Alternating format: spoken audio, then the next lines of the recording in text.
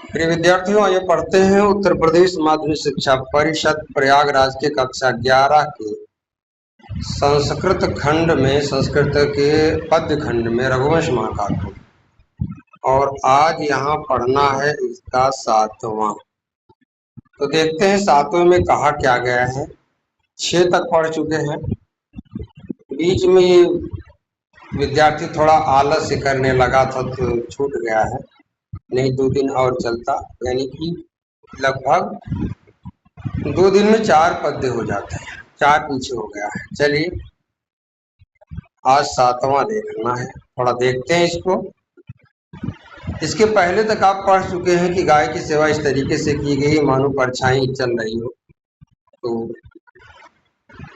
अब उसके बाद वाला देखते हैं। थोड़ा इन पदों को छोटा छोटा कर लेते हैं, यानी विच्छेद कर लेते हैं, जिससे उच्चारण हो जाए। स, ये तो वह राजा दिलीप।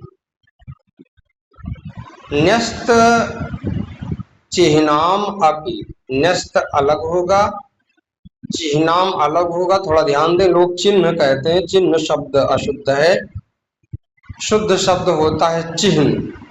हा पहले है ना बाद में, इसलिए हम चिह्नाम कह रहे हैं, चिह्न कह रहे हैं, ठीक है ना। चिह्नाम अपि। आगे है राजलक्ष्मी में स्पष्ट है। तेजो विशेष अनुमिताम, यह है विशेष अनुमिताम, विशेष अनुमिताम, विशेषतया अनुमितम तेजम, ऐसा हम इसका विग्रह कर लेते हैं। और न्यस्त चिह्नाम, ये लक्ष्मी का विशेषण है, राजलक्ष्मी का। चलिए आगे बढ़ते हैं। आसीत धन अनाविष्कृत, धन दान राजीर, राजी ये शब्द है, लेकिन जब हम वाचन करेंगे तो अनाविष्कृत दान राजिर ऐसा बोलेंगे। और फिर हम अलग करके अंतर मदावस्थ इव द्वीपेंद्र कह देंगे, ठीक है ना। दान राजी अंतर मदावस्थ इव द्वीपेंद्र, यहाँ संधि की गई है।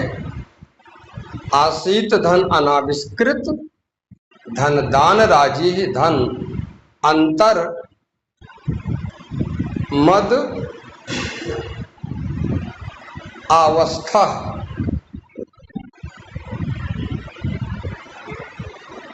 और इव और द्वीपेंद्र तो स्पष्ट है। अब इसको पढ़ लिया जाए। तो चलते हैं, उच्चारण करते हैं। उच्चारण पर ध्यान दीजिएगा, जैसे पढ़ा जा रहा है वैसे आप कहीं भी हैं तो इसका वाचन करें। और जो जो विद्यार्थी इसको देख रहे हैं, मैं सबको ढेर सारा धन्यवाद देता हूं, क्योंकि हिंदी से ज़्यादा हमारे संस्कृत वीडियो को देखने वाले विद्यार्थी हमें मिले हैं। वो चाहे मतलब संख्या भले ही कम क्यों ना हो, लेकिन संस्कृत वीडियो ज़्यादा देखा गया है, तो इसलिए संस्कृत को महत्व दिया जाएगा। हिंदी को हम कुछ दिन के लिए रोक देते हैं, क्योंकि जब देखने वाले नहीं तो रुका रहे अच्छा है। चलिए।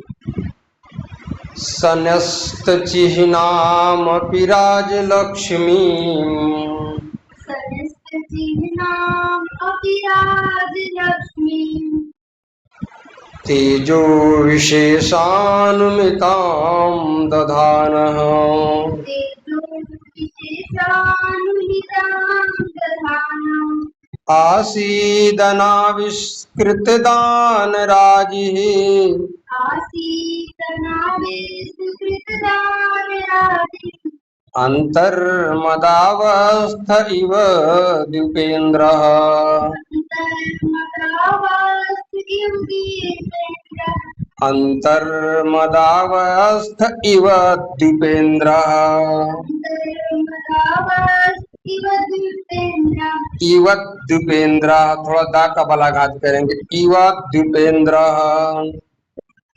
अंतर्मदावस्थ इव द्वीपेन्द्रः। बहुत अच्छे, पढ़ ले गए। अब हम आ रहे हैं शब्दार्थ की तरफ।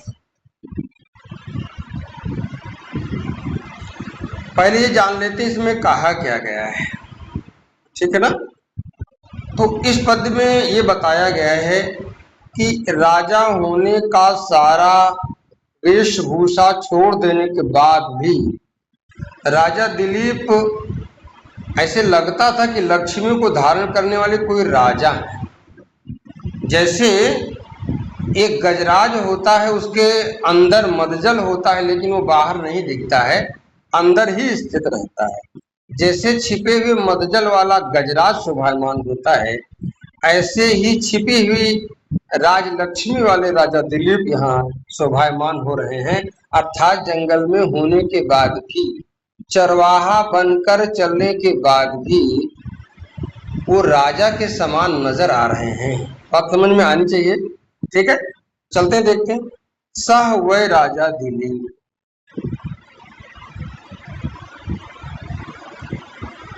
न्यस्त चिह्नाम, छोड़ दिए गए राजा के समस्त चिन्हों को भी,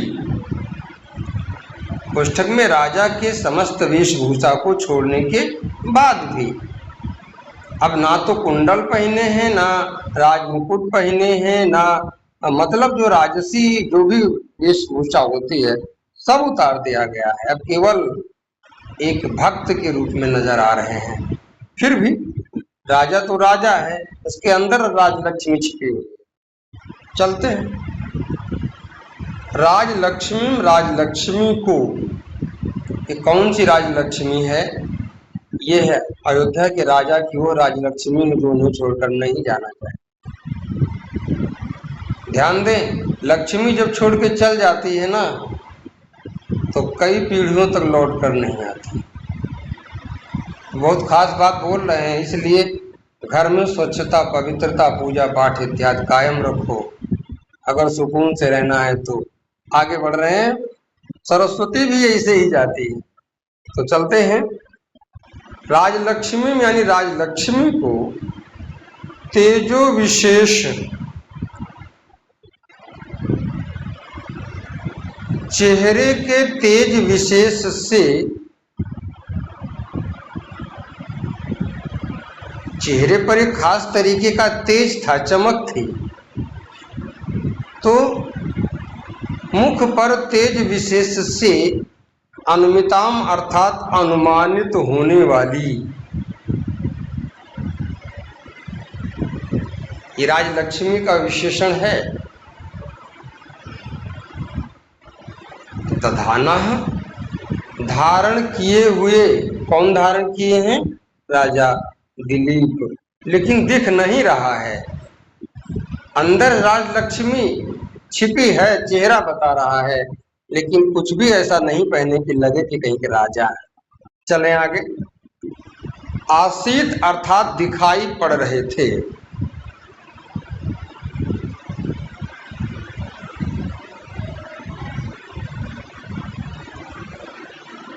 एक शब्द बड़े कमाल का आ रहा है, उसे अभी हम पड़ताल में लाएंगे, शब्दार्थ में लेते हैं इसको। अनाविष्कृत, छुपाए हुए,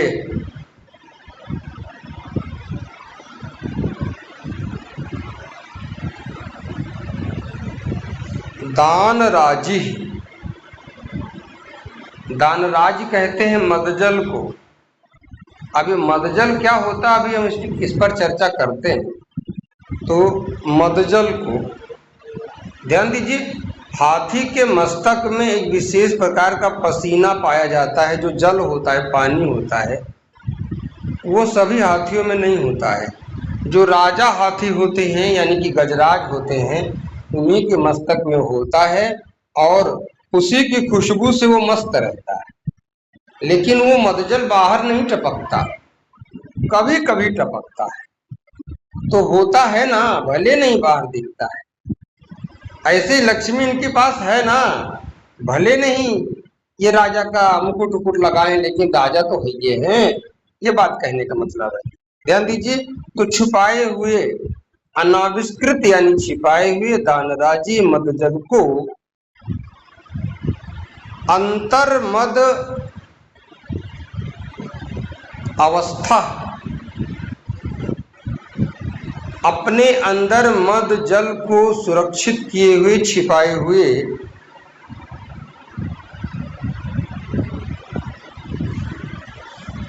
इव के समान द्वीपेंद्र गजराज के, द्वीपेंद्र गजराज के, शायद शब्दार्थ पूरा हुआ है। अब थोड़ा सा एक शब्द है जिसका विग्रह समझना थोड़ा जरूरी है। आविष्कृत एक शब्द है यानी प्रकट करना, और जब उसका हम विलोम बनाते हैं तो बनता है अनाविष्कृत। न आविष्कृत अनाविष्कृत इति नई तत्पुरुष समास, ठीक है ना। अथवा शुभशुभा समास भी बन सकता है, ठीक है ना। ये समास आप नहीं सुने हो कि जब टीजीटी पीजीटी की परीक्षा में बैठोगे तो इसी में पहली बार नौकरी हाथ से छीन जाती है। तो यदि अच्छा लगे तो कभी आप लोग चाहेंगे तो वो भी हम समझाएंगे। आज यहीं तक रहते, ठीक है ना। तो वो छटी हुई चीजें हैं, 40,000 बच्चों को बाहर करने वाला। चलिए, अब शब्दार्थ हो गया, विच्छेद हो गया, कहीं दिक्कत तो नहीं लगती। चलते हैं अन्वय के साथ हम इसका अनुवाद निकालते हैं। प्रस्तुत पद्यांश में राजलक्ष्मी के चिन्ह को छिपाए हुए राजा दिलीप मदजल को छिपाए हुए गजराज के समान बताए गए हैं, ठीक है ना। प्रसंग समझ में आया होगा। दोनों बातें साथ में लेके चलनी है क्योंकि उपमा अलंकार में बात कही गई है, और वो इसलिए क्योंकि कालिदास उपमा सम्राट कहे जाते हैं। ठीक, देखिएगा। न्यस्त चिह्नामपि तेजो विशेषान्विताम, राज्य लक्षणों को यानी कि राजा के आभूषणों को छोड़ देने के बाद भी मुखड़े के तेज विशेष से अनुमानित होने वाली राजलक्ष्मी दधानः स, राजलक्ष्मी को धारण करने वाले वे राजा दिलीप, यानी भले ही वो राजा के आभूषण आदि नहीं पहने हुए हैं, फिर भी चेहरे से राजलक्ष्मी का तेज लिए हुए वे राजा दिलीप अनाविष्कृत दान राजी अंतर्मदावस्था, मदजल को छिपाए हुए लेकिन अंदर मदजल से भरे हुए दिव्येंद्र युवासित गजराज के समान दिखाई पड़ रहे थे। बात समझे ना। अपने अंदर मदजल को छिपाए हुए फिर भी मदजल से युक्त गजराज के समान राजा दिलीप दिखाई पड़ रहे थे, क्योंकि वे भी अपने अंदर राजलक्ष्मी को धारण कर रहे हैं, लेकिन बाहर से उन्होंने राजा का सारा वेशभूषा, मुकुट, ताज, मुकुट और ये जो भी धनुष बाण जो कुछ भी होता है सब कुछ रख चुके हैं, ठीक है ना। आगे बढ़ते हैं तो अब इसका सरल संस्कृत भावार्थ लेते हैं। कहीं लिखा होगा बच्चों, हमने कहा यहाँ अलंकार क्या है, उपमा, और एक और है उत्प्रेक्षा भी है। चलिए अनुप्रास आ जाता है। गो सेवायै वनम गच्छता दिलीपेन, गाय की सेवा के लिए जंगल जाते समय राजा दिलीप ने, ये कर्मवाच्य में बात कही जा रही है इसलिए दिलीपेन में तृतीय आया है, ध्यान दीजिएगा। छत्र चामर आदीन त्यक्तानि, छत्र यानी छाता जो राजा लोग के सिर पर लगा रहता है ना, राजा चलते हैं तो एक आदमी छाता ताने रहता है, तो छत्र और चामर यानी कि पंखा आदि त्यक्तानि छोड़ दिए जाने पर भी, राजा लोग चलते थे तो मौसम के अनुसार घाम होता था तो सिर पे छाता लगा कर एक नौकर चलता था और एक आदमी पंखा चलाता रहता था। ये सब छोड़ चुके हैं, ध्यान दीजिएगा। तो छत्र चामर आदि राज चिन्हों को छोड़ने पर भी, तथा अपि फिर भी, छत्र चामर आदि त्यक्तान, राजा दिलीप ने छत्र और पंखे इत्यादि छोड़ रखा है, छोड़ दिया था, फिर भी, चामर माने पंखा, ठीक है ना। तथापि फिर भी तस्य प्रभावातिशयेन, फिर भी उनके अतिशयेन प्रभावेन अधिक प्रभाव के कारण, प्रभावशालिना मूर्ति विशेषण एवं, प्रभावशाली चेहरे की चमक विशेष के कारण ही जना तस्य लोग उनके विषय में राजश्रियम अनुमातुम सशाक, ये कोई राजा है राजलक्ष्मी को अनुमानित कर सकते थे। लोग उनके चेहरे को देखकर उनकी राजलक्ष्मी अर्थात राजा होने का अनुमान लगा सकते थे। ठीक है ना, आगे बढ़ रहे हैं। अर्थात राजा एव अयम भवेत, ये राजा ही होंगे। इति सर्वे अनुमानितम, ऐसा सभी लोगों ने अनुमान लगाया होगा। आगे बढ़ते हैं। तस्मिन काले स राजा, उस समय वह राजा बही अप्रकटीकृत मदरेखा, बही है बहिर नहीं है, बही बाहर विसर्ग संधि हुई है। बही यानी कि बाहर, अप्रकटीकृत मदरेखा, मदजल को यानी कि टपकते हुए मदजल को व्यक्त ना करने वाले, यानी कि बाहर के मदजल को व्यक्त ना करने वाले हस्ती यु गजराजा यु आसित, गजराज के समान थे। हस्ती लिखना अच्छा नहीं है बच्चों, गजराजा यु लिखना अच्छा है। हस्ती तो हथिनी भी होती है, हाथी तो वो भी है ना। गजराज कहने पर पुल्लिंग का ज्ञान होता है और हाथी तो नपुंसक उभयलिंगी पद है ना। आगे बढ़ते तो बात समझ में आई होगी। थोड़ा सा मैंने यहाँ शब्द विच्छेद में आपको कुछ संधि के बारे में नहीं बताया था, एक बार एहसास करा देते हैं। तीजो विशेष धन अनुमिताम आकाशवाणी दीर्घ, अभी याद आया है। नष्ट चीनाम धन अपनी संधि नहीं की गई है, केवल माँ में आ जुड़ गया है। आशीत धन अनाविष्कृत, जलाम जसो अंत्य से ताकत हो गया है। ठीक है ना। और अंता मद यहाँ पर रुकते, अंतर मदह इतने में हम देखते हैं तो विसर्ग संधि हुई है। और मदधन अवस्था, मदधन अवस्था में आकाशवाणी दीर्घा लगा हुआ है। और द्युपधन इंद्र में आद गुड़ा से गुड़ संधि हुई है। ठीक है ना, द्युपधन इंद्रा में आद गुड़ा से गुड़ संधि हुई है। थोड़ी चर्चा अलंकार की करते हैं। उपमा का लक्षण है साधर्म्यम उपमा अभेदे, आ के लिए अवग्रह लिखेंगे, छोटा आ नहीं लिखेंगे जब आप कभी लिखेंगे। ठीक है ना, साधर्म्यम उपमा भेदे। और उत्प्रेक्षा की बात करें तो उत्प्रेक्षा का जो लक्षण बनता है संभावनम अथोत प्रेक्षा प्रकृतस्य समेन यत। ठीक है ना। और अनुप्रास के बारे में हमने अब तक कहा ही नहीं है, तो अनुप्रास का भी लक्षण है। फिलहाल अभी ध्यान से हटा हुआ, अगले पद्य का ख्याल आएगा फिर याद होगा तो आपको बता देंगे, हमेशा वो होता ही है। तो हाँ, स्वर साम्यम वैषम्य अपि स्वरस्य यत आ गया। स्वर साम्यम वैषम्य अपि स्वरस्य यत अनुप्रासा, ये इसका लक्षण है। ठीक है ना। तो आगे बढ़ते हैं। हम 8वें पद का अवलोकन करते हैं।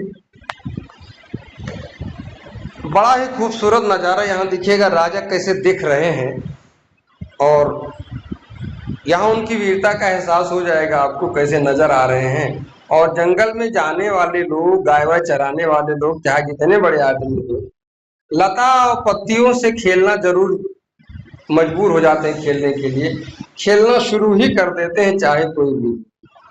पत्तियों से खेलना, फूलों को तोड़ना, तमाम माला इत्यादि बनाना स्वाभाविक सी बात है। राम ने भी सीता के लिए माला बनाया था जब वो वन में वनवास काट रहे थे। तो चलिए मैं यहाँ उसकी बात करूंगा, टाइम ज्यादा लग जाएगा। आइए इनके शब्दों को थोड़ा थोड़ा हम छोटा करते हैं। लता प्रतानोद, लता प्रतानोद ग्रथितई, प्रतान और उद्ग्रथितई से ये बनेगा, लेकिन हम जब इसका वाचन करेंगे, गायन करेंगे तो जैसे लिखा है वैसे ही बोलेंगे। आगे है केशई रधिज्य धनवा, ये ऐसे बोलेंगे, अथवा केशई अधिज्य धनवा कहा जा सकता है, लेकिन जब उच्चारण में कोई बाधा नहीं आ रही है तो केशई और रधिज्य धनवा का उच्चारण हम करेंगे। ठीक है ना। विचचार दावम स्पष्ट है, कोई खास अंतर नहीं लगता, कठिनाई नहीं है। रक्षापदेशान, यहाँ जो ना है ये ता है मूल रूप में, तो हम ना ही समझेंगे क्योंकि गायन में ना बोला जाएगा। मुनि होम धेनुर, ये जो उड़न वाला है यहाँ हम बोलेंगे यहीं पर। मुनि होम धेनुर वन्यान विनेशन यु, इसको हम विनेशन यु है बोलेंगे, विनेशन यु, डबल ना है याद रखिएगा। दुष्ट सत्वान, ठीक है ना। तो आइए अब इनका हम वाचन कर लेते हैं। तो शुरू करें वाचन, तैयार रहिएगा। लता प्रतानोद्ग्रथितैः सकेशैः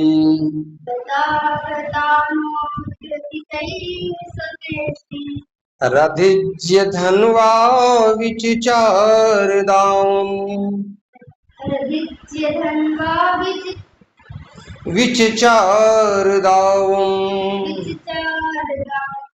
रधिज्य धन्वा विचिचारदाम्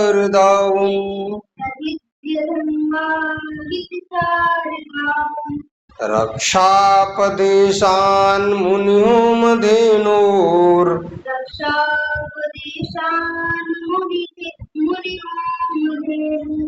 वन्यान् विनेश्यन्निव दुष्टसत्त्वान्, डबल ना बोले, वन्यान् विनेश्यन्निव दुष्टसत्त्वान्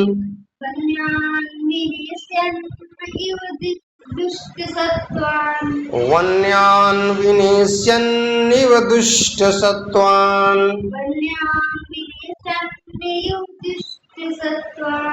तो विद्यार्थियों अब आइए इसका हम आशय समझते हैं और कहा क्या जा रहा है।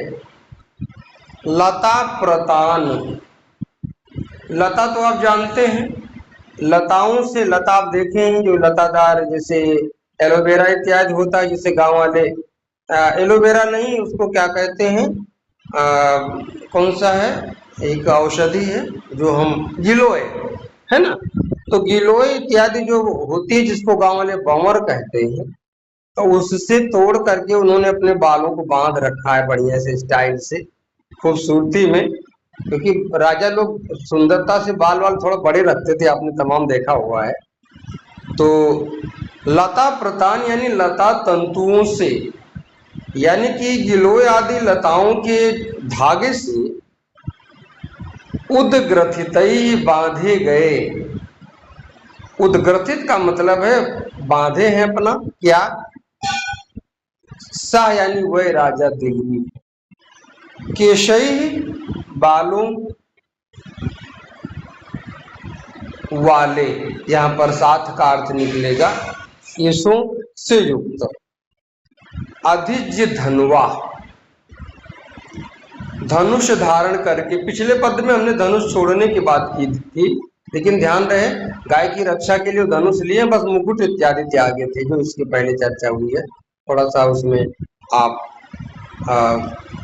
इससे समझिएगा, क्योंकि रक्षा के लिए धनुष लेके निकले हैं, क्योंकि धनुष नहीं होगी तो उनकी परीक्षा नहीं हो पाएगी, ठीक है ना। चलिएगा, अधिज्य धनुवा यानी धनुष लेकर के, विचचार घूम रहे थे यानी विचरण करने लगे, दावम जंगल में, कहा, जंगल में, दाव माने जंगल होता है, और दावानल या दावाग्नि जंगल की आग को कहते हैं, आप सुने होंगे, ठीक है ना। अब कैसे वो ऐसा क्यों किए हुए हैं भैया, कि भाई धनुष हाथ में लिए हैं, बालों को उन्होंने लता तंतुओं से बांध रखा है कि कहीं निशाना लगाने में हवा चले, बाल ही ना आगे आ जाए, तब तक कोई गाय पे हमला कर दे, गाय की रक्षा करनी है ना। तो ध्यान दीजिएगा, रक्षापदेशात, रक्षा के अपदेशात बहाने, ये तो बहाना है गाय की रक्षा करना, गाय की रक्षा तो केवल बहाना, यानी गाय की रक्षा के बहाने, बहाना जानते हैं ना, माध्यम। मुनि होम धेनु, मुनि वशिष्ठ की गाय के, होम माने यज्ञ की, धेनु माने गाय, तो मुनि वशिष्ठ की यज्ञीय गाय के यानी नंदिनी की रक्षा के बहाने वन्ययान जंगली जीवों को विनेशियन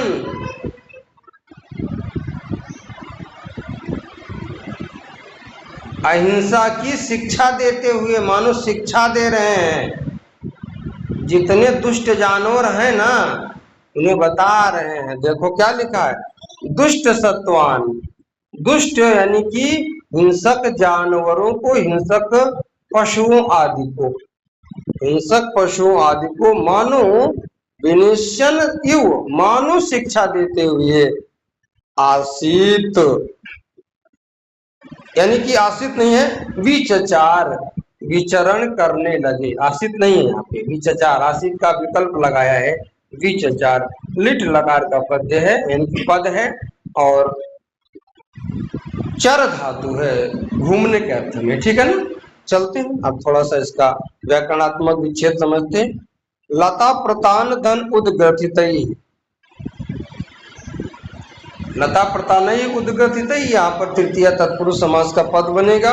और देखो उधर देखो, गुण संधि, कुछ तोड़ ना दे।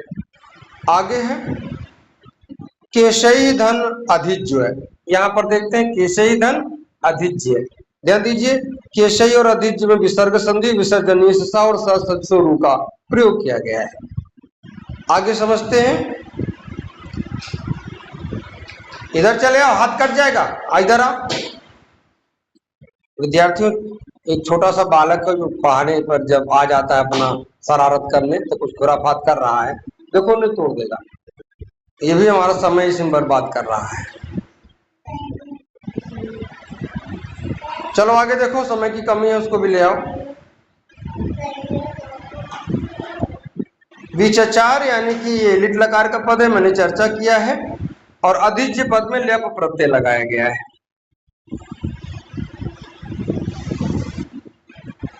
आगे देखें, रक्षा अपदेशात, रक्षा अपदेशात, आकाश बड़े दीर्घा से रक्षा अपदेशात बना। अपदेशात धन मुनि, इसको ध्यान से देखें, ता के बाद मां आया है तो ता का न हो गया है, यहाँ पर सवर्ण संधि हो जाती है। और होम धेनु धन वन्यान, यहाँ विसर्ग संधि हुई है, विसर्जनीय से स। तो नहीं, यहाँ हंसी चा लग रहा है, तो चलते हैं आगे। हंसी चा से यहाँ पर विसर्ग हुआ है, और एक अति महत्वपूर्ण संधि आ रही है जो बड़ी खतरनाक संधि है, कोई नहीं बताएगा इसके बारे में। ये टीजीटी पीजीटी में हैरान कर देता है। विनेशियन धन यू, विनेशियन धन यू, यहाँ अगर मैं बताऊं तो यहाँ पर द्वित्व संधि हुई है, ये कहीं नहीं पढ़े आप, यहाँ पर ना अक्षर 2 बार हो गया है। यहाँ पर नित्य संधि कह सकते हैं। अभी पढ़ लेंगे तब डीजे बचेगा, ठीक है, पढ़ लेने दो तब डीजे बजाते हैं। चलो, तो विनेशन धन यहाँ पर नमो हरस्वाद अच नमो नित्यम सूत्र लगता है, नमो हरस्वाद अचि नमो नित्यम सूत्र लगता है। चुप रहा तो भैया, पढ़ा लिए तो लाला एक चीज। चलो दाऊ, तू पढ़ो तो ये पढ़ लिए तो भैया, तब अब बात करा तो डीजे बजाओ थे, एक ही और आई जाए, देखा कुछ। चलो अन्वय के साथ हम इसकी हिंदी निकालते हैं। लता प्रतानोद ग्रथितई केसई सो, लता तंतुओं से बांधे हुए केस वाले वह राजा दिलीप,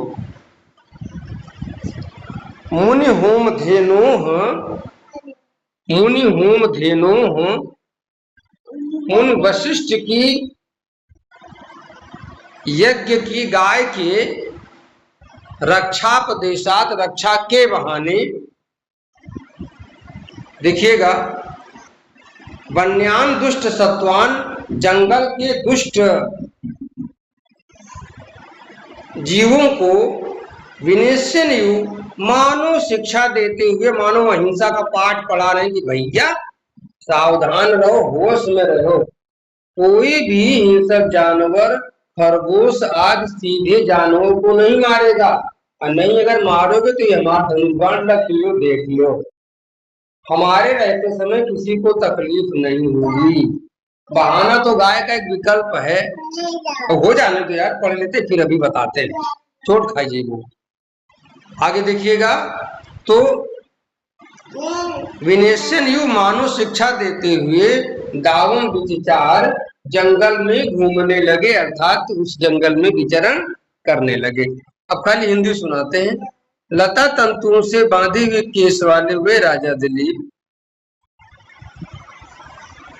धनुष धारण करके मुनि वशिष्ठ की गाय की रक्षा के बहाने जंगली जीवों को मानो अहिंसा की शिक्षा देते हुए जंगल में विचरण करने लगे, अर्थात घूमने लगे। आगे बढ़ते हैं, संस्कृत सरल भावार्थ की तरफ चलते हैं। संस्कृत भावार्थ लिखा हुआ है, वल्ली कुटिल तंतु सदृश शाखादि भी उन्नमयी।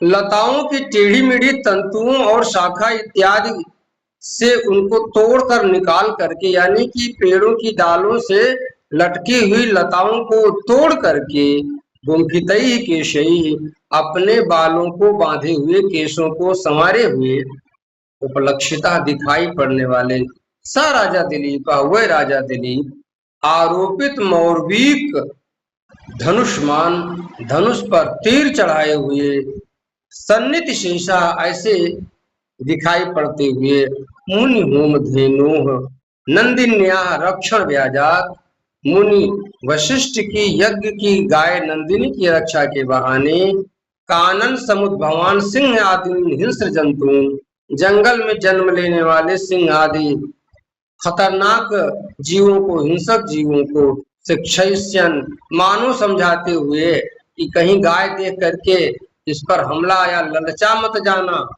कि इस पर हमला करो, या किसी सीधे और हिरण आदि पर हमला करो, तो मैं हूँ, सावधान हो जाना।